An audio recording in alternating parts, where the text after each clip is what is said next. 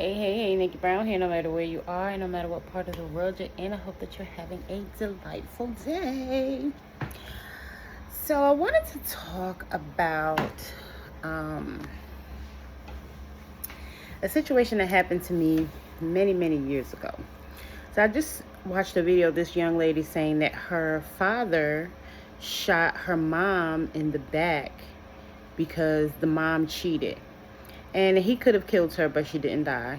And she said that basically her dad took really good care of the mom. Like, she had a bunch of designer clothes, including like fur coats down to the floor. So basically long fur coats. So obviously he was hurt and disappointed when she cheated. And he shot her in the back. He's former military. Everybody doesn't cheat. I know that there's a popular belief. People have been so hurt and so jaded in their life that people assume that everyone cheats, but everyone doesn't cheat.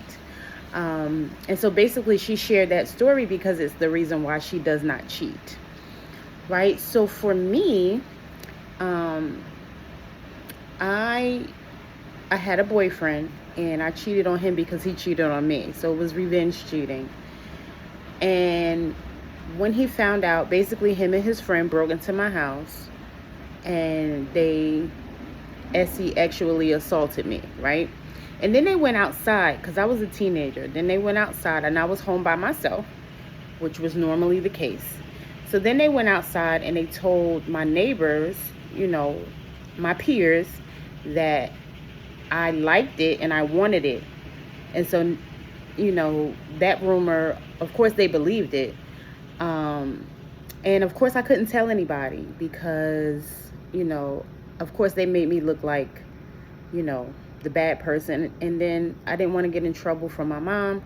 So I just kind of had to eat it and, move forward with my life. And the decision that I made is not to cheat because you never know how somebody's going to respond to you cheating on them. And they have a right to respond because they're hurt. And a lot of times if somebody's hurt, they want to hurt somebody in return. It's kind of instinctual. But it's the reason I don't cheat. That happened one time and one time only, and I learned that lesson. Most of the things that I've experienced in life, I only had to learn the lesson one time. There are some things that maybe I had to learn multiple times. But something like that, so traumatic, one time. And so I don't cheat. I don't condone cheating. And I'm not going to help somebody cheat. And so that's just me. But I also don't judge people who cheat. Everyone has a right to do whatever they want to do with whomever they want to do, whether you be married, single, whatever, that's your business. People can do whatever they want to do, and there's really nothing you can do to stop it.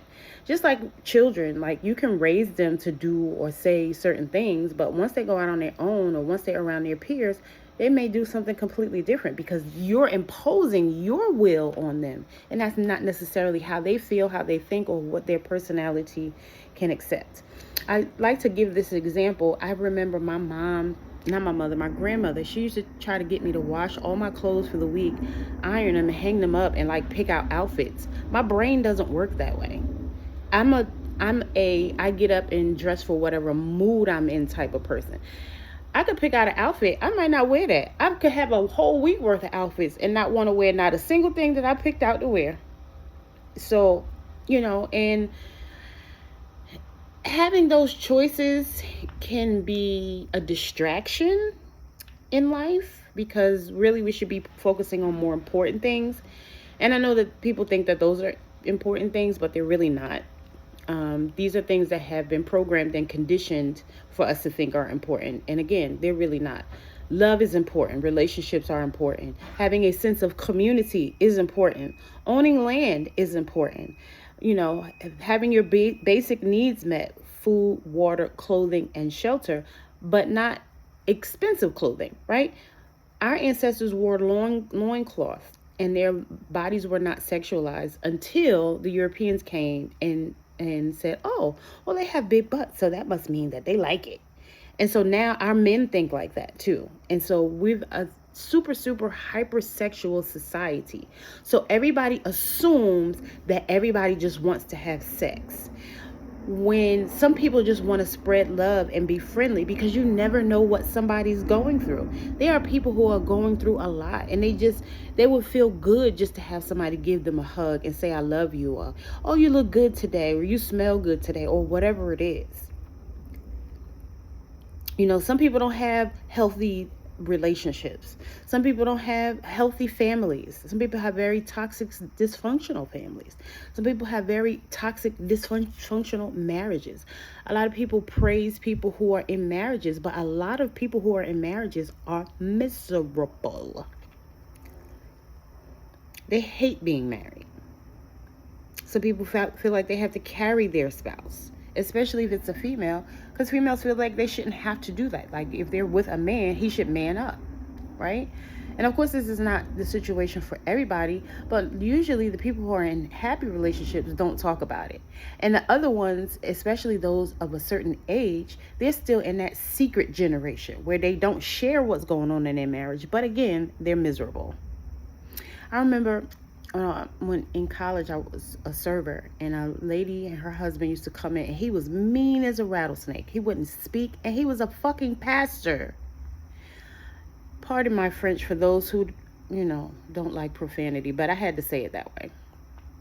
Anyway, he was a pastor, and he was mean. And one day she said to me, because I have such an open and friendly spirit, she said to me, I'm so miserable. I hate him. She basically says she's ready for him to die. She can't wait for the day that he passes away. One of the days that they came in, and I've told this story before, one of the days that they came in, there was a guy who was just doing some random acts of kindness. Just so happened the section I had, he was with two older couples. He was like, I want to pay for their food. Don't tell him. He ate his food, paid for their food, and he left. So I told the first couple, oh, don't worry about it. Somebody paid for your food. And they were like, oh, great. They gave me a little tip, whatever. Other guy, he had an attitude. Who paid for me and my wife food? I don't want nobody paying for our food. It's too late now. And he didn't leave not $1. You just got a free meal, and you couldn't even leave me $1 tip? Because you got an attitude because he paid for you and your wife's food? Are you kidding me? Yes, some of us are really messed up in the brain. I was talking to one of my old supervisors yesterday, and she was like, some people eat like they have mental problems. And that's a real thing. And it sounded funny when she said it, but I've said this before. Some people have... I don't even want to say it, but the food that you eat does affect your mood, whether people believe it or not. Believing it does not make it any less true. I say that all the time. Just because you don't believe something doesn't mean that it's not true. So, yeah, some people don't cheat. Some people are not hypersexual, Now, I don't necessarily agree with those people that say Jesus or God is their man. I don't agree with that. Like, I do know that we do need connection, but a lot of times people don't feel safe being in a connection. They feel unprotected and, unloved and taken for granted, taken advantage of. There are a lot of narcissistic and sociopath and psychopathic people in the world. And so you sometimes never know who you're getting yourself in a relationship with, because sometimes people can hide who they really are for a very long time. And they don't reveal the truth of who they are until they feel like they have that person where they want them. And they assume that the person's not going to go anywhere, but that's not true either. Because a lot of times people will leave. People don't want to deal with toxic situations.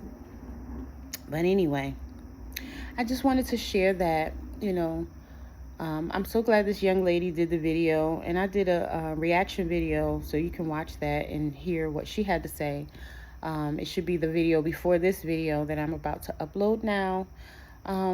So, if you can relate, again, as I always say, please feel free to comment and let's talk about it. Because, a lot of times, sometimes people feel like the things that I say are negative. The things that I say are not negative. They are the truth. And what happens is a lot of people don't want to hear the truth because they don't want their illusions to just be distorted. They don't want to change their behavior. They want to think that what they're doing is acceptable. Although when it was done to them for the first time, they didn't like it.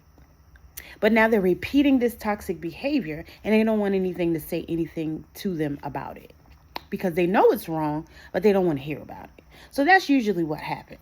People just don't want to hear the truth because then that might require them to change their behavior.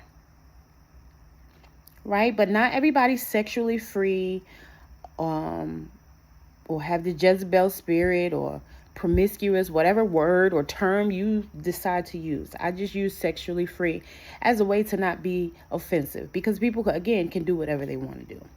But not everybody's the same. And this is another thing. A lot of times men will try to approach all women the same. You can't. You have to do it based on their personality. And if it's a personality that you can't deal with, then don't be bothered. I think for most part with men it's easy because a lot of times if a woman throws herself at a man, he's going to accept it whether she's his type or not, whether he likes her or not.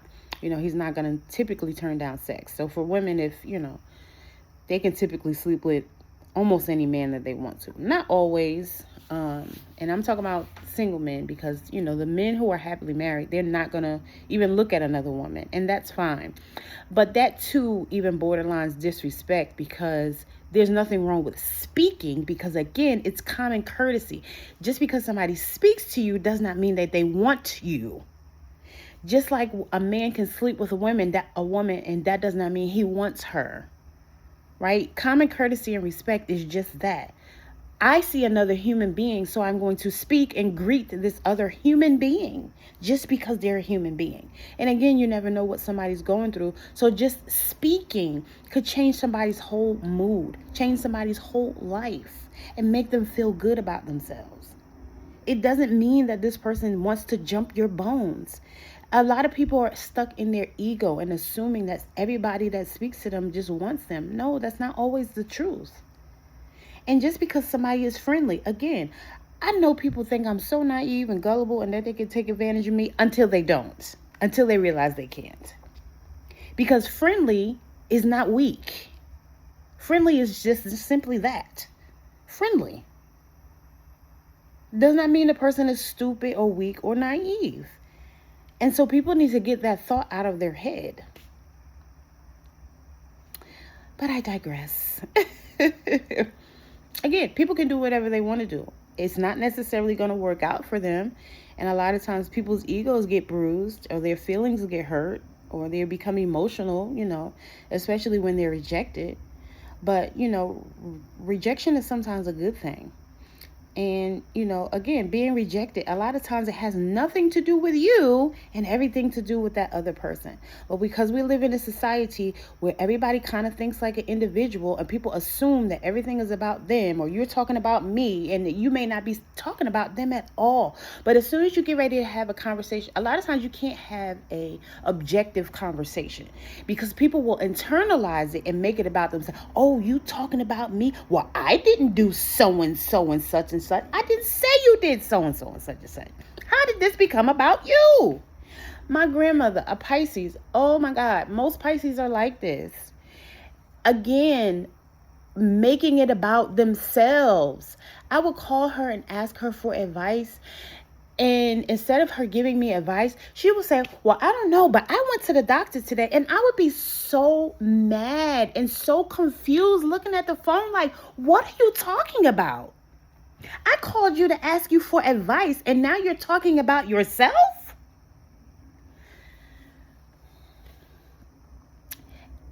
When I engage a conversation with people and they do that, I just get quiet. And I say, oh, okay. And I look for my exit. Because nobody wants to hear. If I'm asking for advice, how did this become about you? Not unless you're using an example of how you went through the same situation. But let's give an example. I could go somewhere and say, oh, I went to so-and-so place or so-and-so house, and they made some macaroni and cheese, and it was so good. I'm just talking about my experience. And she would say, oh, my macaroni and cheese is good.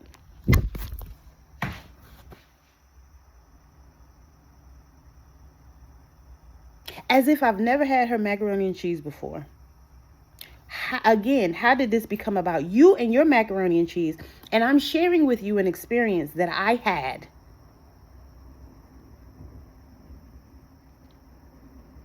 It makes you not want to talk to people. And they don't realize it. Because again, a lot of people are so self-absorbed, they're only thinking about themselves. And they assume that anytime you say something, it's directed toward them. You're saying something to offend them, or you're trying to say that their stuff is not good. It has nothing to do with any of that. Again, this is narcissistic mentality.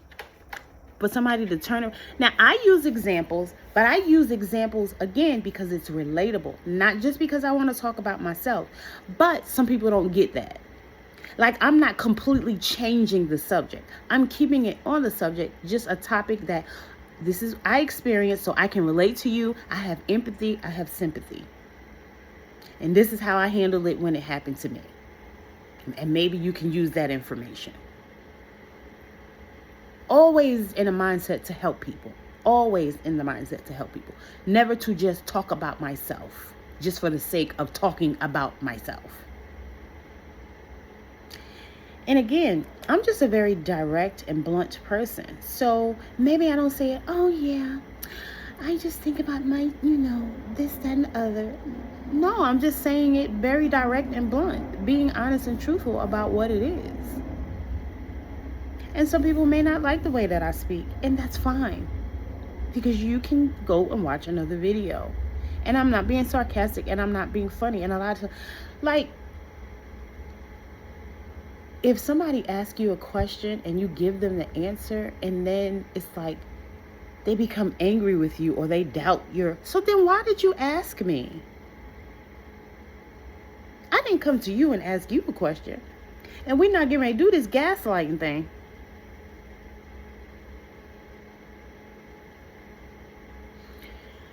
So, again, everybody's not the same. Everybody doesn't cheat. A lot of people will leave before they cheat.